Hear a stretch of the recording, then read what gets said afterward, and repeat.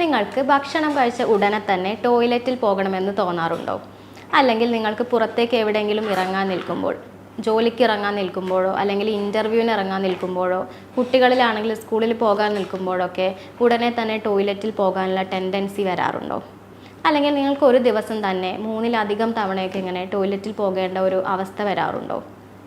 ഈ അവസ്ഥേനാണ് നമ്മൾ IBS അല്ലെങ്കിൽ ഇറിറ്റബിൾ ബവൽ സിൻഡ്രോം എന്ന് പറയുന്നത്. പല ആൾക്കാരും വിചാരിക്കുന്നത് ഇത് നോർമൽ ആയിട്ടുള്ള ഒരു കണ്ടീഷനാണ്, അതുപോലെ തന്നെ ഇതിന് ട്രീറ്റ്മെൻറ്റ് ഇല്ല, ട്രീറ്റ്മെൻറ്റ് എടുക്കുകയാണെങ്കിൽ തന്നെ നിങ്ങൾ ലൈഫ് ലോങ് ഫുള്ള് ഇതിന് ട്രീറ്റ്മെൻറ്റ് എടുക്കേണ്ടി വരും എന്നുള്ളതൊക്കെയാണ്. എന്നാൽ ഇതൊരു ഡിസീസ്ഡ് ആയിട്ടുള്ള ഒരു കണ്ടീഷനാണ്. ഇത് ഒരിക്കലും നോർമൽ ആയിട്ടുള്ള ഒരു കണ്ടീഷനല്ല. അതുപോലെ തന്നെ ട്രീറ്റ്മെൻറ്റ് ഉള്ള ഒരു കണ്ടീഷനാണ്. നിങ്ങൾ ജീവിതകാലം മുഴുവൻ ട്രീറ്റ്മെൻറ്റ് എടുക്കേണ്ട ഒരു അവസ്ഥയും ഇതിന് വരുന്നില്ല. നിങ്ങൾ ഡയറ്റിലെ കാര്യങ്ങൾ ശ്രദ്ധിക്കുക, അതുപോലെ തന്നെ മാനസിക സമ്മർദ്ദങ്ങൾ കുറയ്ക്കുക, അങ്ങനെയൊക്കെ ചെയ്താൽ തന്നെ ഇതൊരു പരിധി വരെ നമുക്ക് കൺട്രോൾ ചെയ്യാൻ പറ്റും. അപ്പോൾ എന്തൊക്കെയാണ് ഈ IBSൻ്റെ കാരണങ്ങൾ, എന്തൊക്കെയാണ് അതിൻ്റെ ലക്ഷണങ്ങൾ, നമുക്ക് ട്രീറ്റ്മെൻറ്റ് എടുക്കാതെ തന്നെ ഇത് എങ്ങനെ കൺട്രോൾ ചെയ്യാം അല്ലെങ്കിൽ പരിഹരിക്കാം എന്നിങ്ങനെയുള്ള കാര്യങ്ങളൊക്കെയാണ് ഇന്ന് പറയുന്നത്.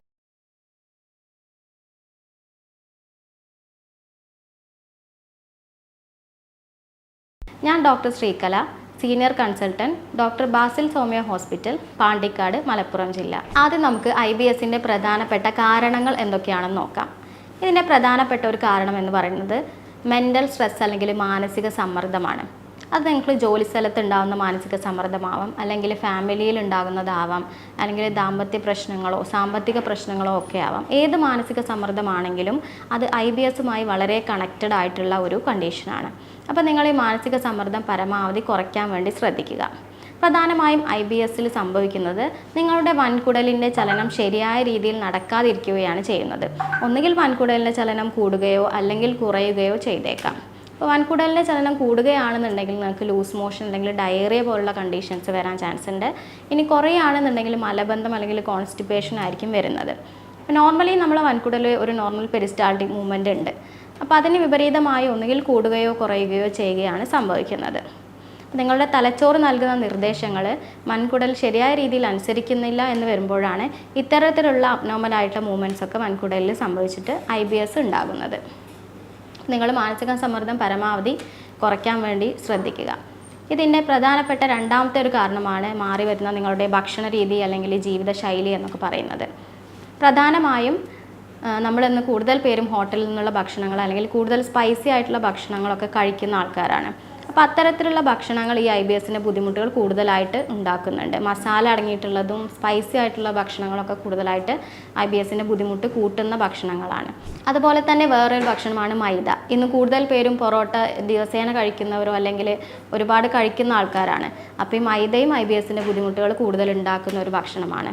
അതുകൂടാതെ ഇന്ന് മെലിയാൻ വേണ്ടിയിട്ട് ഒരുപാട് പേര് ഓട്സ് ദിവസേന കഴിക്കുന്നുണ്ട്. അപ്പോൾ ഈ ഓട്സ് എന്ന് പറയുന്നത് IBSന് പറ്റാത്തൊരു ഭക്ഷണമാണ്. പിന്നെ അതുപോലെ തന്നെ ചില ഭക്ഷണത്തിനോട് ചിലർക്ക് അലർജി വരാറുണ്ട്. അതിൽ പ്രധാനപ്പെട്ടതാണ് പാല് അല്ലെങ്കിൽ ഗ്ലൂട്ടൻ, ഗോതമ്പിലുള്ള ഗ്ലൂട്ടൻ അലർജി എന്നൊക്കെ പറയുന്നത്. അപ്പോൾ ഈ അലർജിയുള്ള ഭക്ഷണങ്ങൾ നമ്മുടെ ശരീരത്തിലേക്ക് എത്തുമ്പോൾ അത് ശരിയായ രീതിയിൽ ദഹിക്കാതെ വരികയും അതുവഴി ഗ്യാസ്, ബ്ലോട്ടിങ് അല്ലെങ്കിൽ ഡയേറിയ, കോൺസ്റ്റിപ്പേഷൻ പോലുള്ള ബുദ്ധിമുട്ടുകൾ ഉണ്ടാവുകയും ഈ IBSൻ്റെ ബുദ്ധിമുട്ടുകൾ കൂടുകയും ചെയ്യുന്നു. അപ്പോൾ നിങ്ങൾക്ക് ഏത് ഭക്ഷണമാണോ അലർജി ഉള്ളത് അത് തിരിച്ചറിഞ്ഞിട്ട് അത് ഒഴിവാക്കാൻ വേണ്ടി ശ്രദ്ധിക്കുക. അതുകൂടാതെ ഗ്യാസ് അടങ്ങിയിട്ടുള്ള മധുരപാനീയങ്ങൾ, അതായത് സോഡ, പെപ്സി, കൊക്കക്കോള പോലെയുള്ള ഗ്യാസ് അടങ്ങിയിട്ടുള്ള മധുരപാനീയങ്ങൾ നിങ്ങൾ പരമാവധി ഒഴിവാക്കാൻ വേണ്ടി ശ്രദ്ധിക്കുക.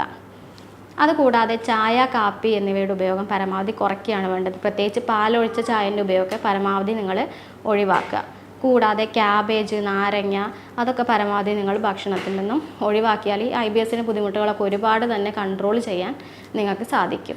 അതോടൊപ്പം തന്നെ നിങ്ങളുടെ മദ്യപാനം, പുകവലി പോലെയുള്ള ദുശ്ശീലങ്ങൾ നിങ്ങൾ കുറയ്ക്കുക. കാരണം ഈ മദ്യപാനം, പുകവലിയൊക്കെ IBSലേക്ക് നയിക്കുന്ന ഒരു ഫാക്ടറാണ്. അപ്പോൾ അതൊക്കെ നിങ്ങൾ പരമാവധി കൺട്രോൾ ചെയ്യുക എന്നുള്ളതല്ല, സ്റ്റോപ്പ് ചെയ്യുക എന്നുള്ളത് തന്നെ ചെയ്യുക. അപ്പോൾ ഇതൊക്കെയാണ് ഇതിൻ്റെ പ്രധാനപ്പെട്ട കാരണങ്ങൾ. അപ്പോൾ അതെന്തൊക്കെയാണെന്ന് തിരിച്ചറിഞ്ഞ് പരമാവധി നിങ്ങൾ ആ ഭക്ഷണങ്ങളൊക്കെ ഒഴിവാക്കാൻ വേണ്ടി ശ്രദ്ധിക്കുക. ഇനി എന്തൊക്കെയാണ് ഇതിൻ്റെ പ്രധാനപ്പെട്ട ലക്ഷണങ്ങൾ? ഞാൻ നേരത്തെ പറഞ്ഞതുപോലെ തന്നെ നിങ്ങൾക്ക് ഭക്ഷണം കഴിച്ച ഉടനെ തന്നെ ടോയ്ലറ്റിൽ പോകാൻ തോന്നുക. ചില ആളുകൾക്ക് രാവിലെ എണീറ്റ് ഉടനെ തന്നെ 3-4 പ്രാവശ്യമൊക്കെ ടോയ്ലറ്റിൽ പോകാനുള്ള ടെൻഡൻസി വരാറുണ്ട്. ടെൻഡൻസി മാത്രമല്ല, ടോയ്ലറ്റിൽ പോകുകയും ചെയ്യും. അപ്പം അതൊക്കെയാണ് ഇതിൻ്റെ പ്രധാനപ്പെട്ട ലക്ഷണങ്ങൾ എന്ന് പറയുന്നത്. അതുകൂടാതെ നിങ്ങൾക്ക് അടിവയറ്റിൽ വേദന ഉണ്ടാവുക, അല്ലെങ്കിൽ ബ്ലോട്ടിങ്, വയറ് വീർത്ത് കെട്ടി നിൽക്കുന്ന ഒരു കണ്ടീഷൻ ഉണ്ടാവാം.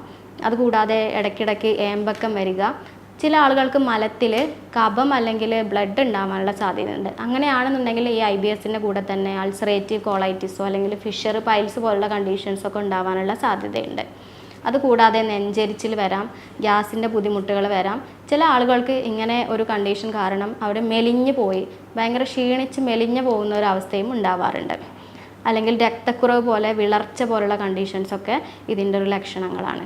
അപ്പോൾ ഈ ഒരു ബുദ്ധിമുട്ടുകളൊക്കെ ട്രീറ്റ്മെൻറ്റ് എടുക്കാതെ തന്നെ നിങ്ങൾക്ക് എങ്ങനെയാണ് വീട്ടിൽ വെച്ചിട്ട് തന്നെ ഭക്ഷണം കൺട്രോൾ ചെയ്തിട്ടും അതുപോലെ തന്നെ സ്ട്രെസ്സ് കൺട്രോൾ ചെയ്തിട്ടൊക്കെ എങ്ങനെ പരിഹരിക്കാമെന്ന് നോക്കാം.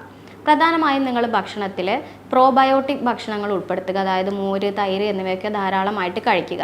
മോര് ഉപയോഗിക്കുമ്പോൾ നിങ്ങൾ അധികം പുളിയില്ലാത്ത മോരാണ് ഉപയോഗിക്കേണ്ടത്. അതുകൂടാതെ ചിലപ്പോൾ വൻകുടലിലെ ബാക്ടീരിയാസിൻ്റെ ഓവർ ഗ്രോത്ത് കാരണം ഇങ്ങനെ സംഭവിക്കാനുള്ള സാധ്യതയുണ്ട്. അത്തരക്കാർ വെളുത്തുള്ളി ചവച്ചരച്ച് കഴിച്ചാൽ ഈ ബാക്ടീരിയൻ്റെ ഓവർ ഗ്രോത്തിനെ കൺട്രോൾ ചെയ്യാൻ അത് വളരെയധികം ഹെൽപ്പ് ചെയ്യും. അതുകൂടാതെ നിങ്ങൾ സോയാബീൻ, ബദാം, എള്ള് എന്നിവയൊക്കെ ഭക്ഷണത്തിൽ ദിവസവും ഉൾപ്പെടുത്തുന്നത് നല്ലതാണ്. കൂടാതെ നിങ്ങൾ എല്ല് സൂപ്പ്, എസ്പെഷ്യലി മട്ടൻ്റെ സൂപ്പ്, അതൊക്കെ ഉൾപ്പെടുത്താം. അതുപോലെ തന്നെ പച്ചക്കറി സൂപ്പൊക്കെ ദിവസം കഴിച്ചാൽ നിങ്ങളുടെ വൻകുടലിൻ്റെ ഭിത്തികളുടെ ആരോഗ്യം വർദ്ധിപ്പിക്കാൻ ഇത് വളരെയധികം സഹായിക്കുന്നുണ്ട്. കൂടാതെ നിങ്ങൾ കറിവേപ്പില ഇതിൻ്റെ നല്ലൊരു ഔഷധമാണ്. കറിവേപ്പിലയുടെ ഇല 5-6 ഇലകളെടുത്ത് അത് അരച്ച് ദിവസവും രാവിലെ 1 സ്പൂൺ കഴിക്കുകയാണെന്നുണ്ടെങ്കിൽ നിങ്ങൾക്ക് രാവിലെ ഉണ്ടാകുന്ന ഇത്തരത്തിലുള്ള വയറിളക്കം പോലുള്ള ബുദ്ധിമുട്ടുകൾ അല്ലെങ്കിൽ രാവിലെ 3-4 പ്രാവശ്യം ടോയ്ലറ്റിൽ പോകാനുള്ള ടെൻഡൻസിയൊക്കെ ഒരു പരിധിവരെ കൺട്രോൾ ചെയ്യാൻ പറ്റും. അതുകൂടാതെ നിങ്ങൾക്ക് സ്ട്രെസ്സ് കൺട്രോൾ ചെയ്യാൻ യോഗ പോലുള്ള എക്സസൈസുകൾ, മെഡിറ്റേഷനൊക്കെ നിങ്ങൾക്ക് ചെയ്യാവുന്നതാണ്. ഈ IBSൻ്റെ ഒരു പ്രത്യേകത എന്താണെന്ന് വെച്ചാൽ നമുക്ക് സ്കാനിങ്ങുകളോ അല്ലെങ്കിൽ എൻഡോസ്കോപ്പി, കോളനോസ്കോപ്പി എന്ത് ചെയ്താലും അതിൽ പ്രത്യേകിച്ച് ഫൈൻഡിങ്സ് ഒന്നും തന്നെ ഉണ്ടായിരിക്കുകയില്ല. പക്ഷേ വയറിലെ പുണ്ണാണെന്നുണ്ടെങ്കിൽ നമുക്ക് എൻഡോസ്കോപ്പി ചെയ്താൽ മനസ്സിലാവും. അതുപോലെ തന്നെ അൾസറേറ്റീവ് കോളൈറ്റിസ് പോലുള്ള കണ്ടീഷൻസൊക്കെ ആണെങ്കിൽ കോളനോസ്കോപ്പിയിലൊക്കെ നമുക്ക് മനസ്സിലാവും. പക്ഷേ നമ്മൾ IBS പ്രധാനമായും മനസ്സിലാക്കുന്നത് അല്ലെങ്കിൽ ഡയഗ്നോസ് ചെയ്യുന്നത് അതിൻ്റെ ലക്ഷണങ്ങൾ വെച്ചിട്ട് തന്നെയാണ്. അല്ലാതെ വേറെ എന്ത് നമ്മൾ ടെസ്റ്റുകളോ സ്കാനിങ്ങുകളോ ചെയ്താലും അതിൽ പ്രത്യേകിച്ച് യാതൊന്നും തന്നെ പ്രശ്നങ്ങളോ ബുദ്ധിമുട്ടുകളോ ആയിട്ടൊന്നും അതിൽ ഉണ്ടാവുകയില്ല. ഇനി ഞാൻ പറയുന്നത് ഇതിന് വളരെ ഫലപ്രദമായിട്ടുള്ള ഒരു എക്സസൈസാണ്. അപ്പോൾ നിങ്ങളിത് ദിവസവും ചെയ്യുകയാണെന്നുണ്ടെങ്കിൽ ഈ IBSൻ്റെ ബുദ്ധിമുട്ടുകൾ, അതായത് മലബന്ധം അല്ലെങ്കിൽ വയറിളക്കം പോലുള്ള ബുദ്ധിമുട്ടുകൾ, അതുപോലെ തന്നെ ദഹനത്തിൻ്റെ പ്രശ്നങ്ങൾ, ബ്ലോട്ടിങ് പോലുള്ള ബുദ്ധിമുട്ടുകൾക്കൊക്കെ വളരെയധികം നിങ്ങൾക്ക് ആശ്വാസം കിട്ടുന്ന ഒരു എക്സസൈസാണ് പറയുന്നത്. പൊതുവേ എക്സസൈസുകൾ എന്ന് പറയുമ്പോൾ നിങ്ങളുടെ എനർജി ഇൻക്രീസ് ചെയ്യും. അതുപോലെ തന്നെ നിങ്ങൾ ഒന്നും കൂടെ ഹാപ്പി ആക്കി വെക്കാനും നിങ്ങളുടെ സ്ട്രെസ് എല്ലാം റിലീവ് ചെയ്യാനും വളരെയധികം ഹെൽപ്പ് ചെയ്യുന്ന ഒരു സാധനമാണ്. അപ്പോൾ അതിൽ തന്നെ ഈ സ്പെഷ്യലായിട്ടുള്ളൊരു എക്സസൈസ് നിങ്ങൾ ചെയ്യുകയാണെങ്കിൽ ഈ IBSൻ്റെ ബുദ്ധിമുട്ടുകൾ നിങ്ങൾക്ക് വളരെയധികം കുറയ്ക്കാൻ പറ്റും. അപ്പോൾ ഈ എക്സസൈസ് എങ്ങനെയാണ് ചെയ്യുകയെന്ന് വെച്ചാൽ നിങ്ങൾ കാല് മടക്കി വെച്ചിട്ട് വൈഡായിട്ട് ഇരിക്കുക. അതിനുശേഷം പതിയെ കിടക്കുക. കൈകൾ മുകളിലേക്ക് കെട്ടിവെക്കുക. ഇങ്ങനെ മാക്സിമം പറ്റുന്ന സമയം നിങ്ങൾ ചെയ്യുക. അല്ലെങ്കിൽ 5 ഡീപ്പ് ബ്രത്ത് എടുക്കുന്ന ആ ഒരു സമയം വരെ നിങ്ങളിങ്ങനെ കിടക്കുക. അതിനുശേഷം പതുക്കെ എഴുന്നേൽക്കുക, കൈകൾ നിവർത്തുക. ഇങ്ങനെ നിങ്ങൾ ദിവസവും രാത്രി കിടക്കുന്നതിന് മുന്നേ ഒരു 5 മുതൽ 15 മിനിറ്റ് വരെ ചെയ്യുകയാണെന്നുണ്ടെങ്കിൽ ഈ IBSൻ്റെ ബുദ്ധിമുട്ടുകൾ, കോൺസ്റ്റിപ്പേഷൻ, അതുപോലെ വയറിളക്കം പോലുള്ള ബുദ്ധിമുട്ടുകൾ, ഡൈജഷൻ്റെ പ്രോബ്ലംസൊക്കെ നിങ്ങൾക്ക് നന്നായിട്ട് തന്നെ കൺട്രോൾ ചെയ്യാൻ പറ്റും. അല്ലെങ്കിൽ നിങ്ങൾക്ക് ഓരോ ഭക്ഷണം കഴിച്ചതിന് ശേഷവും ഈ എക്സസൈസ് ചെയ്യാവുന്നതാണ്. അപ്പോൾ ഇത് നിങ്ങൾ ദിവസവും ചെയ്ത് നോക്കുക. അപ്പോൾ നിങ്ങൾക്ക് IBSൻ്റെ ബുദ്ധിമുട്ടുകൾ വളരെയധികം കൺട്രോൾ ചെയ്യാൻ വേണ്ടി സാധിക്കും. അതുപോലെ തന്നെ നിങ്ങൾക്ക് മെൻ്റൽ സ്ട്രെസ് കുറയ്ക്കാൻ വേണ്ടിയിട്ട് ബ്രീത്തിങ് എക്സസൈസുകൾ ചെയ്യാവുന്നതാണ്. അപ്പോൾ ബ്രീത്തിങ് എക്സസൈസുകൾ ചെയ്യാൻ നിങ്ങൾ ശ്വാസം ഉള്ളിലേക്ക് എടുക്കുക. അത് 5 സെക്കൻഡ് അവിടെ ഹോൾഡ് ചെയ്ത് വെക്കുക. വീണ്ടും ശ്വാസം പതുക്കെ പുറത്തേക്ക് വിടുക. 5 സെക്കൻഡ് ഹോൾഡ് ചെയ്യുക. ഇങ്ങനെ ഒരു 10 പ്രാവശ്യം ചെയ്താൽ നിങ്ങൾക്ക് ഒരുപാട് മെൻ്റൽ സ്ട്രെസ്, ടെൻഷനൊക്കെ റിലീവ് ചെയ്യാം. അത് വളരെ ഹെൽപ്പ് ചെയ്യും. അതുവഴി നിങ്ങളുടെ IBSൻ്റെ ബുദ്ധിമുട്ടുകൾ കുറയ്ക്കാനും ഹെൽപ്പ് ചെയ്യും. അതുപോലെ നിങ്ങൾക്ക് സാധാരണ എക്സസൈസുകളായിട്ടുള്ള സൈക്ലിംഗ്, വാക്കിംഗ് അതൊക്കെ നിങ്ങൾക്ക് ചെയ്യാവുന്നതാണ്. ഇതൊക്കെ ഈ ബുദ്ധിമുട്ടുകൾ കുറയ്ക്കാൻ സഹായിക്കുന്നതാണ്. പല ആളുകളും വിചാരിക്കുന്നത് ഈ IBSന് ട്രീറ്റ്മെൻറ്റ് ഇല്ല, അല്ലെങ്കിൽ ഇതിന് ലൈഫ് ലോങ് ഫുള്ള് നിങ്ങൾ മെഡിസിൻസ് കഴിക്കേണ്ടി വരും എന്നൊക്കെയാണ്. എന്നാൽ IBSന് വളരെ ഫലപ്രദമായ ട്രീറ്റ്മെൻറ്റ് ഹോമിയോപ്പതിയിലുണ്ട്. ഹോമിയോപ്പതിയിൽ പൊതുവേ അർജൻറ്റൻ നൈട്രിക്കം, നെക്സ്മോമിക്ക, സൾഫർ പോലുള്ള മെഡിസിൻസ് ആണ് നമ്മൾ IBSൻ്റെ ബുദ്ധിമുട്ടിന് കൂടുതലായിട്ട് ഉപയോഗിക്കുന്നത്. എന്നാൽ ഓരോരുത്തർക്കും അവരവരുടേതായിട്ടുള്ള മാനസികവും ശാരീരികവുമായിട്ടുള്ള ലക്ഷണങ്ങളും പ്രത്യേകതകളും ഉണ്ടായിരിക്കും. അതിനനുസരിച്ചിട്ടുള്ള കോൺസ്റ്റിറ്റ്യൂഷണൽ ട്രീറ്റ്മെൻറ്റാണ് നമ്മളിവിടെ ചെയ്യുന്നത്. ഞങ്ങൾ ചെയ്യുന്നത് ഒരു രോഗിയുടെ മാനസികവും ശാരീരികവുമായ പ്രത്യേകതകളെല്ലാം പഠിച്ച് മനസ്സിലാക്കി ഒരു യൂറോപ്യൻ നിർമ്മിത സോഫ്റ്റ്വെയറിൻ്റെ സഹായത്തോടെയും അതുപോലെ ChatGPTൻ്റെ സഹായത്തോടെയൊക്കെയാണ് രോഗനിർണയവും മരുന്ന് നിർണയവും നടത്തുന്നത്. അതിനുശേഷം ജർമ്മൻ പൊട്ടൻസി മെഡിസിൻസ് ഉപയോഗിച്ചിട്ടാണ് ട്രീറ്റ്മെൻറ്റ് ചെയ്യുന്നത്. അപ്പോൾ ഇതുമായി ബന്ധപ്പെട്ട് നിങ്ങൾക്ക് എന്തെങ്കിലും സംശയങ്ങളൊക്കെ ഉണ്ടെങ്കിൽ താഴെ കാണുന്ന നമ്പറിൽ നിങ്ങൾക്ക് എന്നെ കോൺടാക്റ്റ് ചെയ്യാവുന്നതാണ്.